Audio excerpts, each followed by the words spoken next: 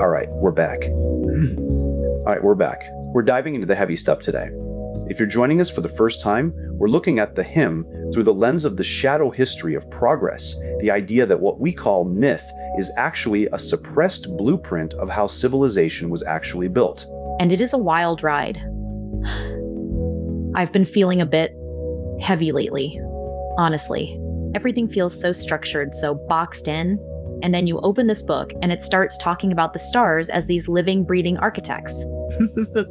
Speaking of architects, I tried to build a literal fort out of pillows last night. It collapsed. Total disaster. Just like my skin right now, literally peeling off my shoulders.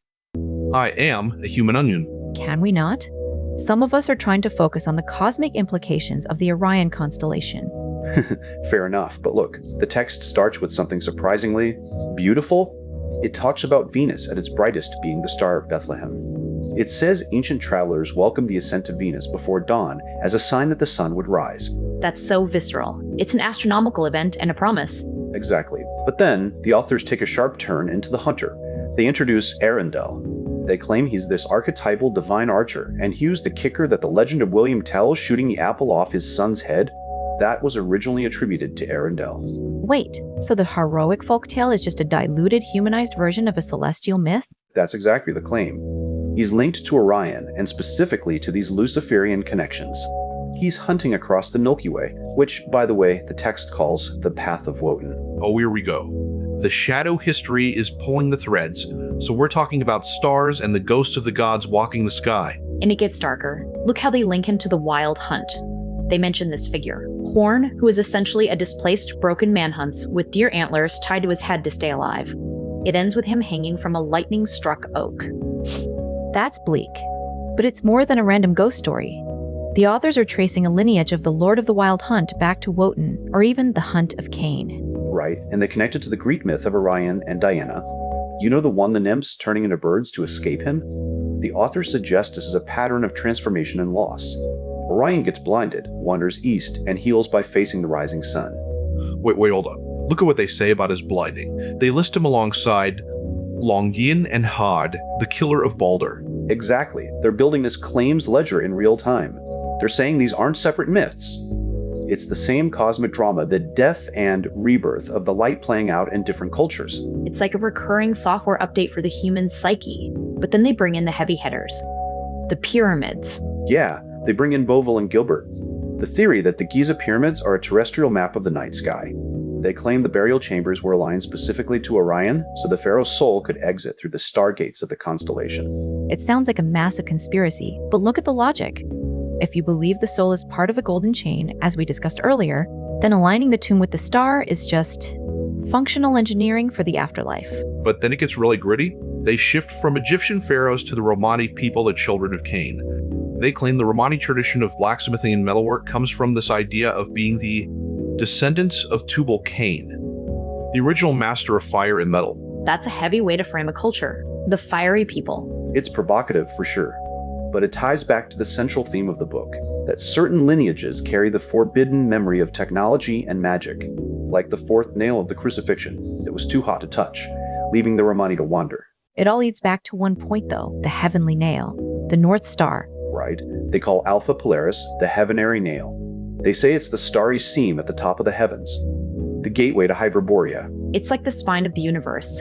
Everything revolves around this one, unmoving, piercing point. A cosmic nail. I mean, if the universe is being held together by a single spike, I hope it's not as shaky as my recent attempt at a DIY fort. Probably not, Paco. But the authors are suggesting that this axis, is where the shadows and the light meet.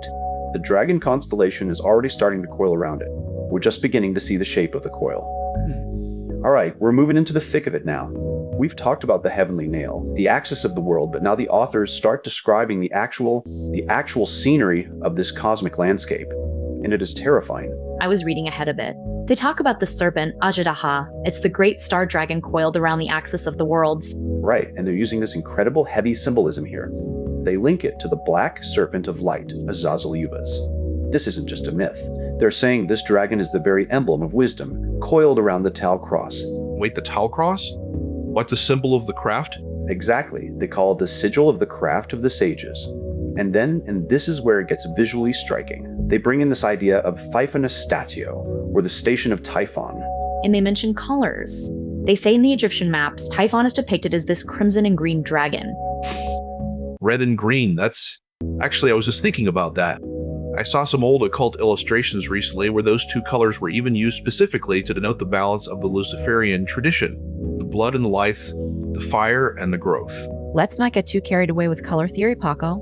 Look at what they do with the constellations. They move from this terrifying dragon to the big and little dippers. And they're calling them pretty stars, Jane.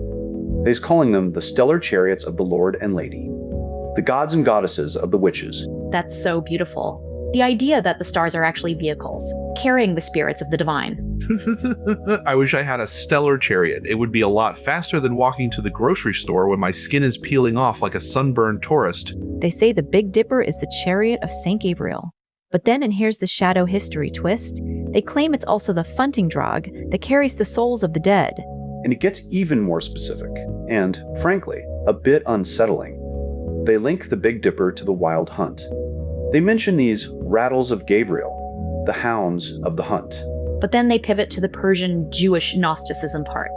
They claim the Big Dipper is ruled by Asmodeus, the demon bull. Of course, because why have a simple star when you can have a demon bull? And they even give him a family tree, the son of Tubal, Cain, and Nema, or even the son of David and Lilith. Wait, hold on.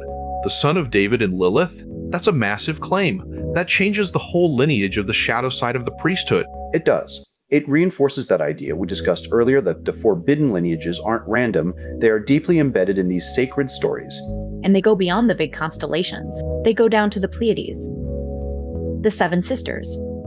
They call them the Evening Hen. Evening Hen? That sounds less like a celestial mystery and more like something you'd find at a backyard co-op. But look at the magic they attribute to them, Jane. They cite Agrippa. He says their power is used to increase the light of the eyes, to gather spirits, to call up winds. It's all about opening the eyes, opening the secrets, opening the hidden things. But then they drop the hammer. They move from the beauty of the stars to the grim face of Algol. Yeah, the double star in Perseus. They call it Al-Ghul the Ghoul. That's terrifying. The face of Medusa. And they link it to Hecate, the triple-faced goddess of the crossroads, the one who guards the gates of the underworld. They say Algol is the head of Satan in Jewish demonology and the star of Lilith. It's a pattern, isn't it? Every time we think we're looking at a pretty constellation, there's a demon or a goddess of death lurking in the center of it. It's the shadow history in a nutshell. The authors are arguing that these aren't just myths, they are remnants of a true history that was suppressed. They even bring up the modern Archbishop of Canterbury, condemning the obsession with learning as a form of Gnostic heresy. It's the same old story. The institutions try to gatekeep the light. They try to make the divine a monopoly. They want you to think the stars are just burning gas, not chariots for the even gods. They want you to think the dragon is just a myth, not the very emblem of the craft. Light from the darkness and darkness from the light. That's how they end this section. It's a heavy place to leave it. It's a heavy place to be anywhere, Seth. Well, we're not done. We're just moving from the cosmic sky down to the actual practice. Next, we're looking at how you actually talk to these things. The mechanics of contact. All right, we're moving from the macro, the galaxies, and the star dragons down into the actual mechanics of the hierarchy. We've talked about the heavenly nail, but now the authors start giving us the names. The directory of the divine. It's like looking at a cosmic census. Though honestly, looking at this list, it's less of a census and more of a divine hierarchy of everything from home decor to total destruction. Right? I mean, look at the first entry. They start with the moon, or rather the lunar influence. They describe this figure wearing a silver crescent, dressed in silver that reflects light like crystal. Very pretty. Very New Age aesthetic. But look at the domain, Jane. It's moonlight and dreams, psychic forces, astral travel, but then domestic affairs and the home. And women. It's so much more grounded than I expected. It's the intersection of the high astral and the literal kitchen table. It even links to the high priestess and the moon in tarot. And it mentions Lilith. Of course you can't have the moon without the shadow. Exactly, but then the list shifts gears. We move from the silver of the moon to the yellow of Raphael. Oh, I love the imagery here. A young man in a yellow tunic, a wide-brimming hat with a magpie feather, winged sandals. He's carrying the caduceus. He sounds like he's ready for a very intense internship in communications. The text says he governs commerce, contracts, and internet and computer software. Wait, did that text just say internet and software? Is this an ancient manuscript or a LinkedIn profile for an angel? I know, right? It's wild. It's this shadow history idea that these ancient archetypes are the very blueprints for our modern tech. The messenger of the past is the data packet of the present. It actually makes sense if you think about it. Communication is communication, whether it's a winged sandal or a fiber optic cable. But then, we hit the heavy stuff. We go from the messenger to the angel of Venus, Anael. And this guy, he's androgynous with long black hair and a pink wreath. He carries a staff topped with a pine cone and decorated with ribbons. He governs romantic love, marriage, and female sexuality. Here we go. The pretty angel? But don't dismiss him yet, Jane. Look at the connections. He's linked to Isis, Aphrodite, Ishtar, even Freya. It's that same golden chain we talked about earlier. This isn't just one god, it's the entire lineage of the divine feminine. Yeah, but then the vibe shifts. Suddenly the pretty stuff is gone and we've got Samael, the angel of Mars. Let me guess. He's not exactly bringing flowers. Not even close. He's a tall, strong man in a crimson tunic, wearing bronze armor with a pentagram engraved on it. He carries a gladius. He governs physical courage, martial arts, and male sexuality. And overcoming enemies and immediately dealing with robbers and rapists. That is intense. That is a very different kind of protection than the Moon Angel. I mean, if someone tries to steal my tarot cards, I definitely want the guy with the sword, not the guy with the magpie feather. But look at the pattern. This is the shadow history in action.